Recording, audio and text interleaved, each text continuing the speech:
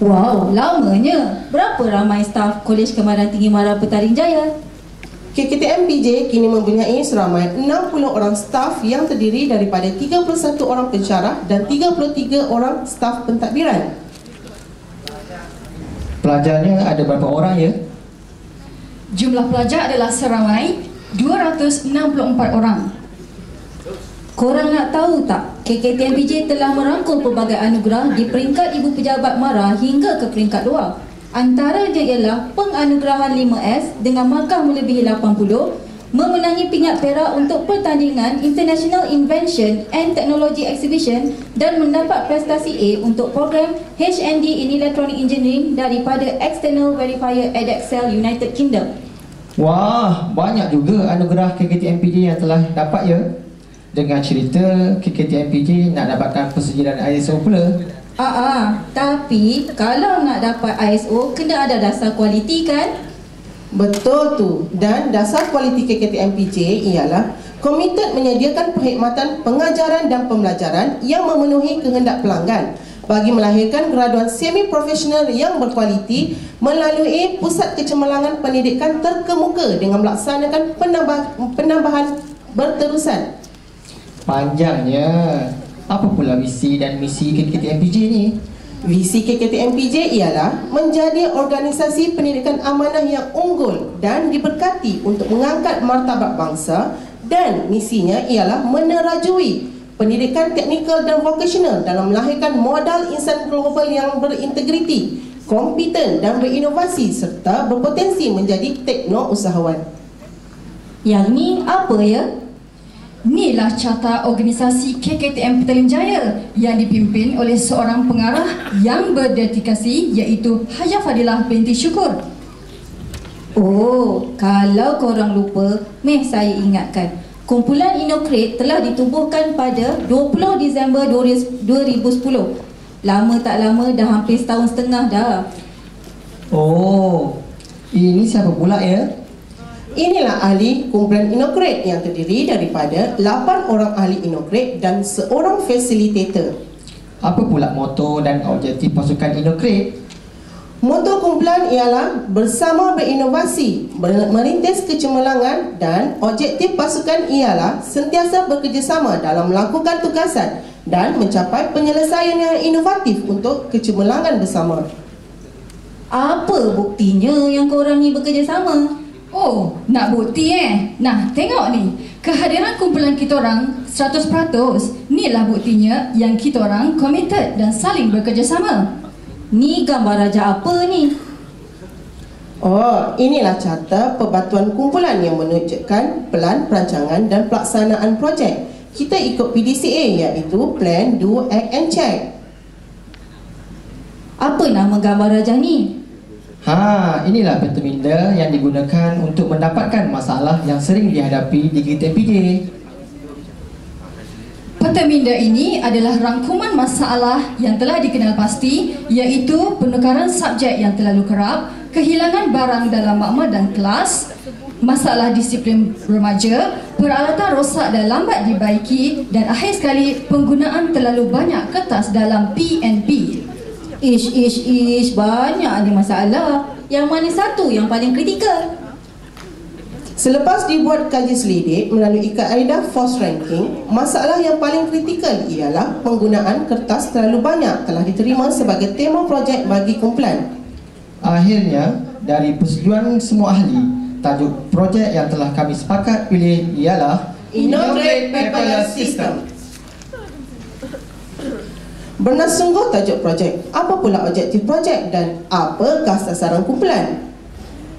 Objektif projek ialah penjimatan penggunaan kertas dan penjimatan belanja mengurus KKTM-PJ. Manakala sasaran projek pula ialah PNP, pensyarah KKTM-PJ.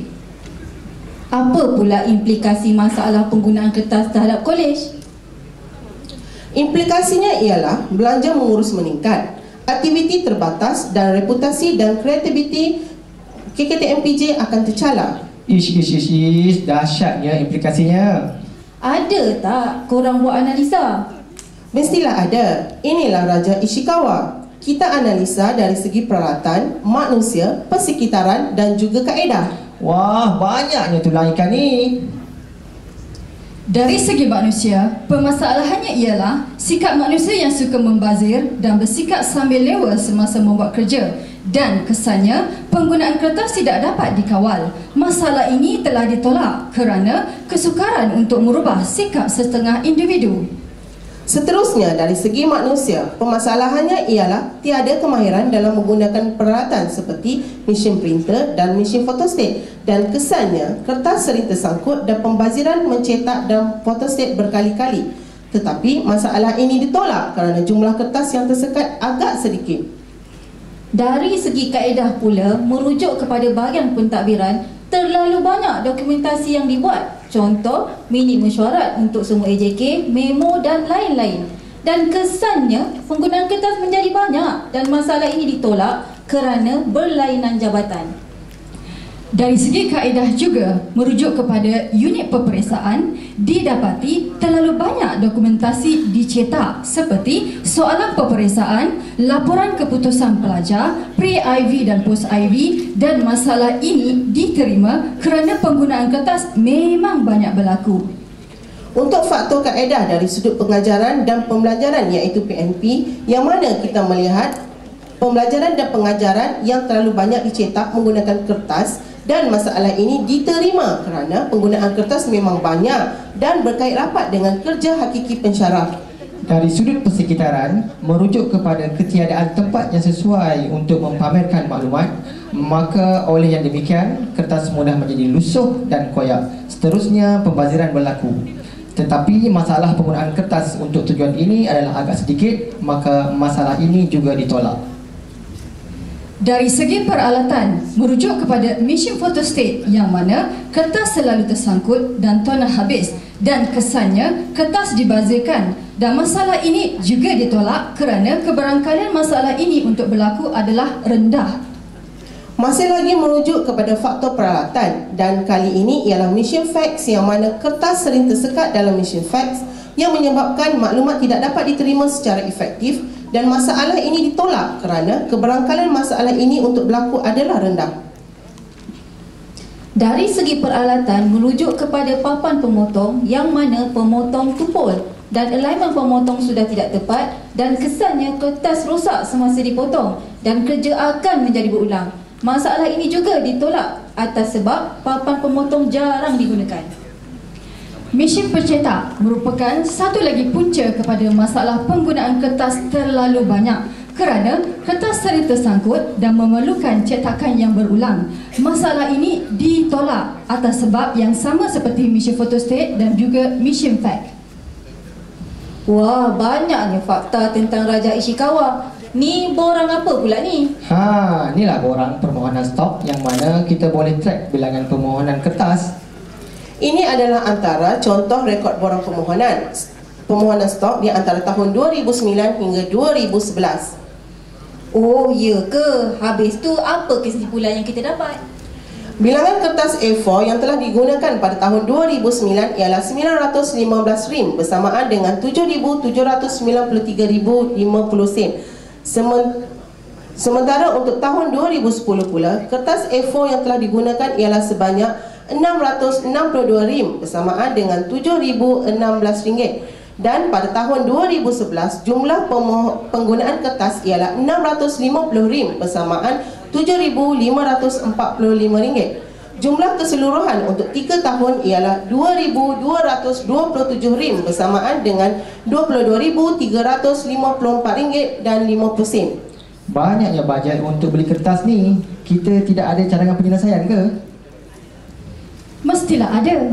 Cadangan penyelesaian yang telah dicadangkan ialah yang pertama, catu penggunaan kertas. Yang kedua, mengamalkan guna semula kertas terpakai. Yang ketiga, kempen penggunaan kertas secara berhemah. Dan yang terakhir sekali, membangunkan dan mengaplikasikan sistem online. Setelah dibincangkan iaitu melihat kebaikan dan keburukan cadangan penyelesaian yang pertama iaitu catu penggunaan kertas, cadangan ini ditolak atas alasan menghadkan aktiviti, menimbulkan tekanan kepada pensyarah kerana pensyarah dan staf perlu membeli kertas sendiri. Cadangan yang kedua iaitu mengamalkan guna semula kertas terpakai juga ditolak oleh ahli kumpulan kerana cadangan ini akan menyebabkan perkara-perkara yang sulit akan mudah tersebar. Cadangan seterusnya ialah kempen penggunaan kertas secara berhemah. Cadangan ini akan menyebabkan kos kertas meningkat kerana terpaksa membuat poster untuk kesedaran dan sikap suka membazir sukar untuk diubah. Cadangan yang keempat ini pula lain. Ia dipersetujui oleh semua ahli kumpulan. Sistem online mudah dibangunkan dan kos pembangunan juga adalah rendah. Oleh yang demikian, kami telah sepakat untuk membangunkan dan mengaplikasi sistem online untuk pengajaran dan pembelajaran pensyarah. Apa lagi analisa yang kita dah buat? Okey, kita telah buat analisa penggunaan kertas terhadap semua pensyarah KKTMPJ dan ini adalah anggaran penggunaan kertas untuk satu semester oleh 31 orang pensyarah KKTMPJ.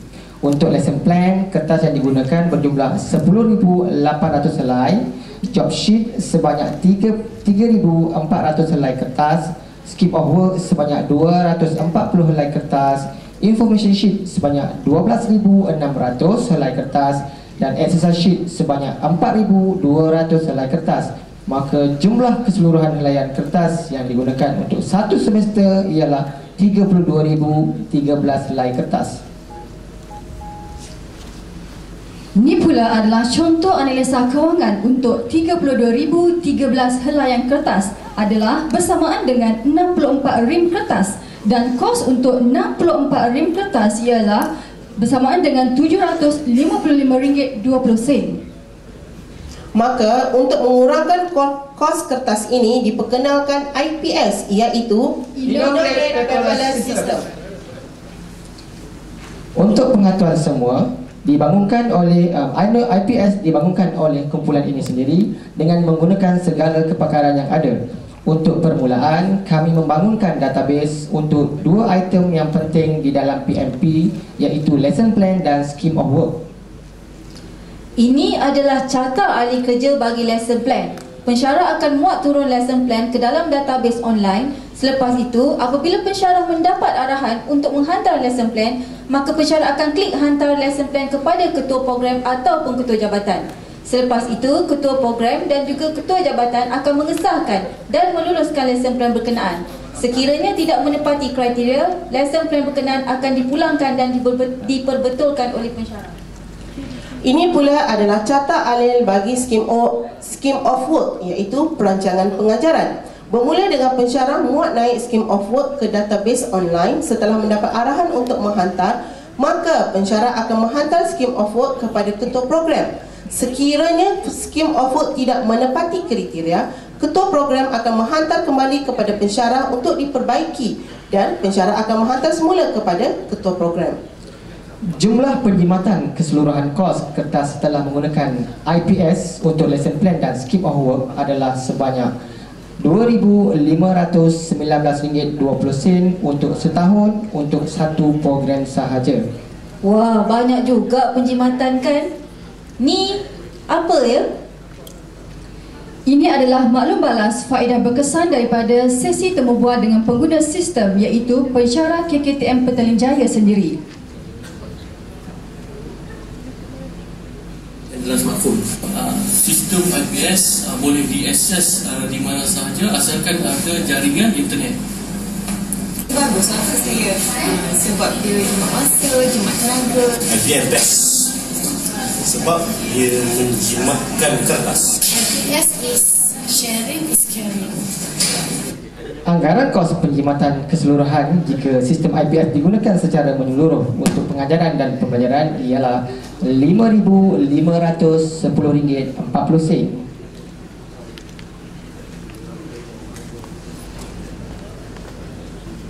Berikut ditunjukkan cara-cara pensyarah mewarnai fail ke dalam sistem IPS.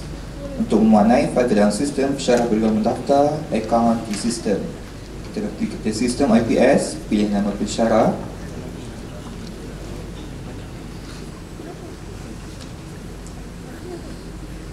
Lepas tu kita klik button reply.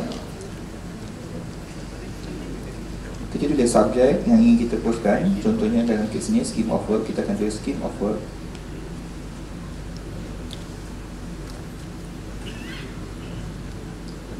Selanjutnya kita tulis sedikit mesej. Jika ada mesej yang akan diberikan, biasanya kita akan tulis sama dengan yang atas.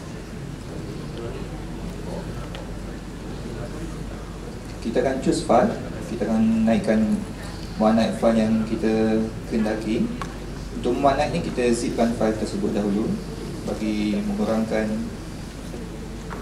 memori yang digunakan. Seterusnya kita submit. Itu saja. Sekian sahaja persembahan dari kumpulan kami. Terima kasih.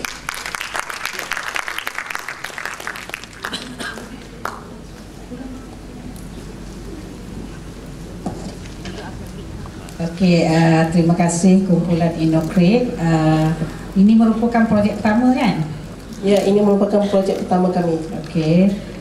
So maksud dia walaupun ini projek pertama, saya lihatlah dari segi persembahan tu mungkin ada lagi perlu penambahbaikan lah, sebab ada yang you all tak masuk yang mana dia punya macam value creation ya, yang didapati daripada sistem ni dan kumpulan-kumpulan ahli lah yang mana ini sebab kalau you tak bagi jadi kita macam tak boleh nak bagi markah kan, sebab dia ada dia punya portion kat situ dengan monitoring and standardization tu lah. Sebab dari segi pandangan saya sistem ni